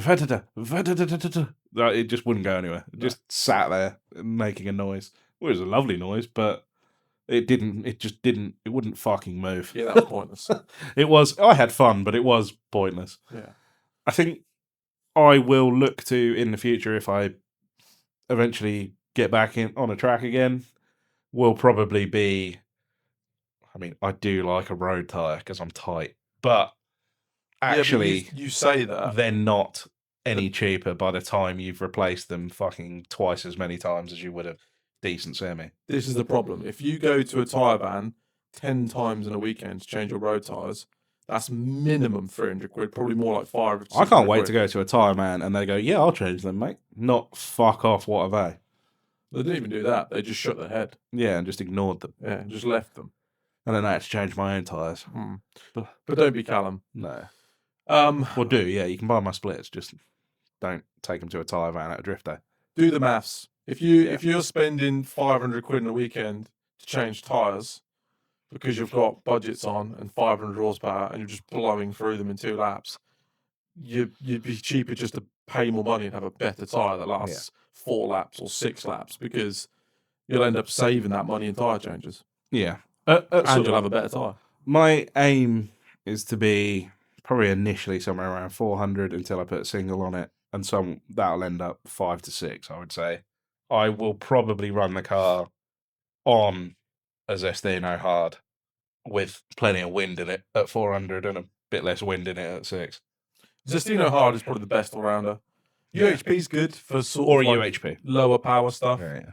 but hard is good. Hard is good. Hard Is better. The nice thing with hard as well is you can air it up to 50 psi. You can air it Exactly down what to 20 psi. I'm gonna do. I'm not trying to be the fastest man. Adam's fast as fuck, boy. I'm there to waft around and make smoke. So, which is quite a nice difference for us when we're speaking about stuff like this. But yeah, I won't be running them at 15 psi on kill mode on anything I drive ever because I quite frankly can't be asked. But I will probably run a better tire than I ever have and just run it with lots of wind in it to make up to be easier on the car. Yeah. So hopefully that answers. I haven't got any context, so I can't be more specific. But no, it was a bit loose, that question. That was a bit loose. And to be fair, think about it. The gripped up boys at Matsu, they all ran 651s. Did they, or did they run 351s? No, I saw a lot of people on 351s. They ran 651s. Oh, okay. I don't know if they were the 100 treadwear or 200 treadwear, but they ran 651s, and they're sub 200 horsepower cars, and they had a good time. They just couldn't manage the straights or anything because they had too much grip. They needed all the momentum. Yeah. Gripped up. Yeah, so it depends on how you want to drive. If you want to be Callum and waft about, put a road tire on. If you want to go fast and huck it in, put a semi-slick on. Yeah. And the semi-slick depends on your power level. And also, it falls back to this illusion that most people that have no idea about drifting think that you don't want any grip, and actually, you want as much grip as you can get away with.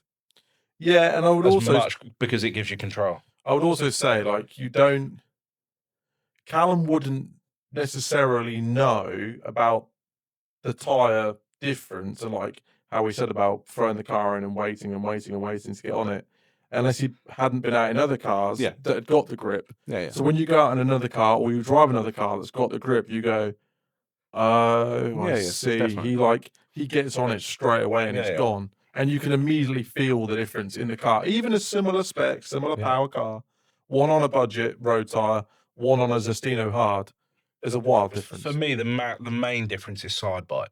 That the where you're using the tyre to slow the car down, the angle to slow the car down, and feeling wildly out of control on the dynamo, wafting towards a wall with no fucking say over what the car was going to do. Until the tyre woke up and caught up. So that I didn't enjoy. So that's part of the reason I will go to some form of semi for the next car. And that's the big difference with Zestino Max over Zestino Hard. The compound softer, but they have a much thicker sidewall. Yeah. Same as the 351. Yeah. It's a lot thicker sidewall versus the 651. It's a harder compound, but a thicker sidewall.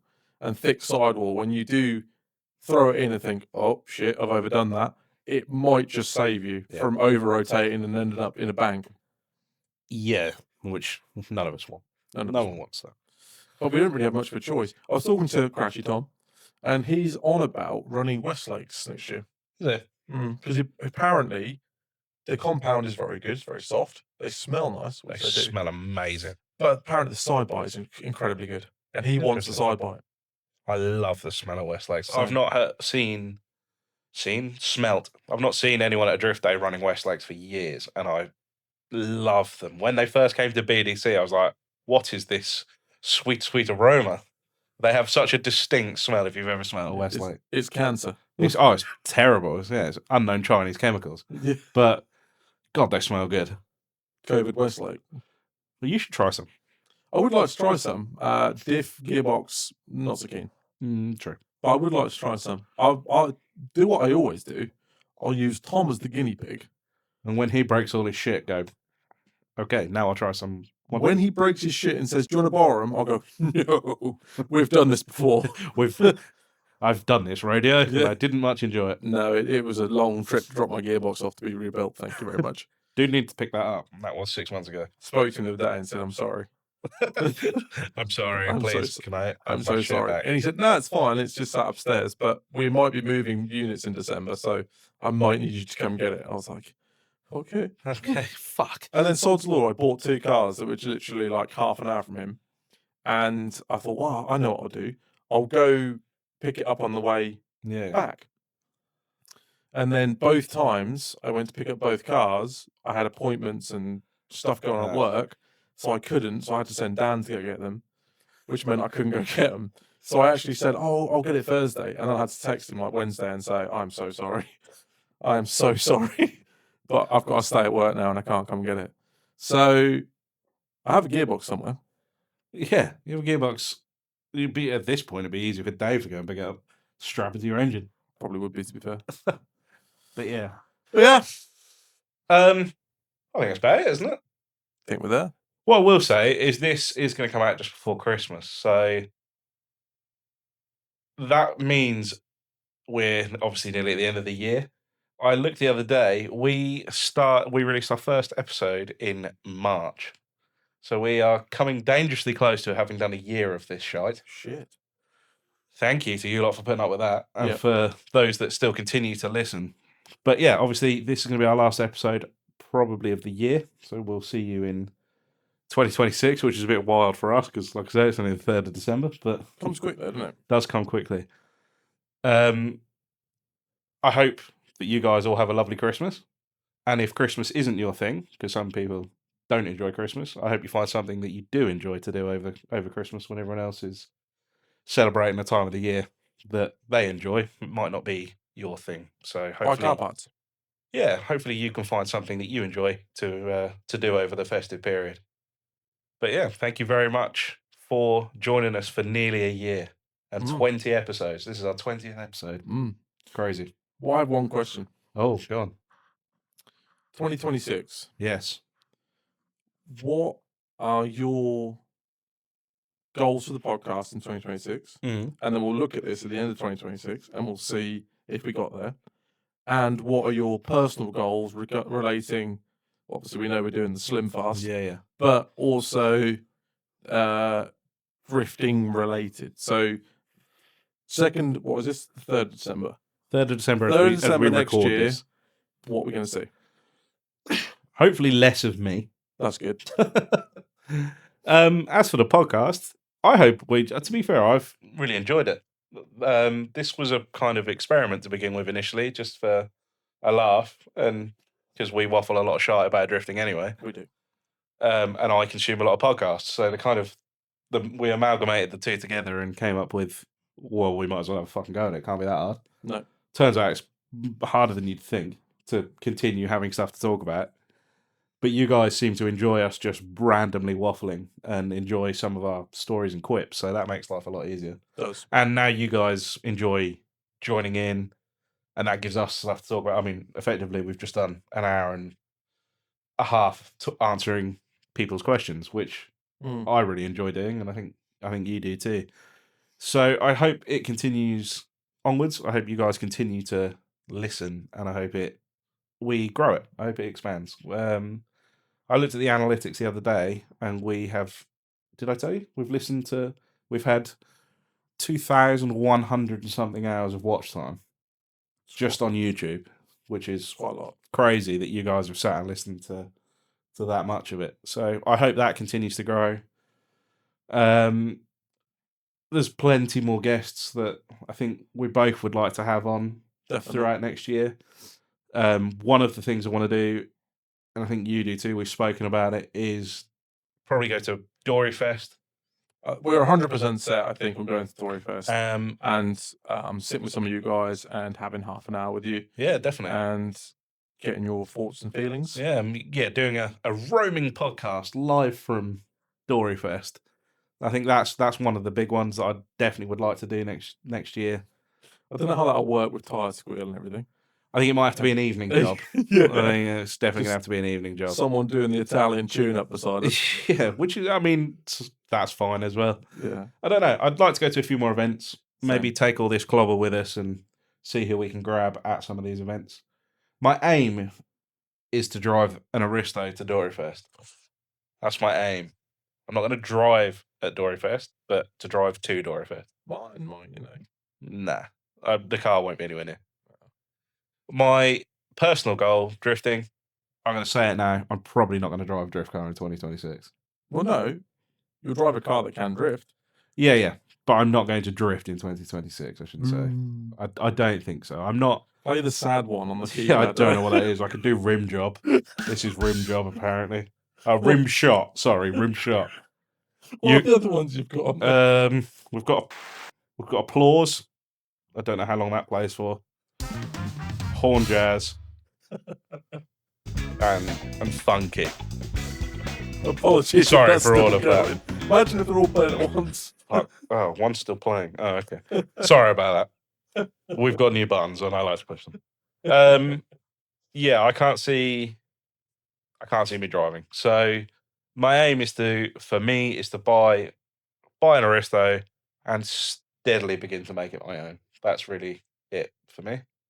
Maybe start learning to tune and Yeah, I think do some cool stuff. I want to step my game up on the fabrication on the next car as well. If we get that far next year, I don't know whether I will. See how things go.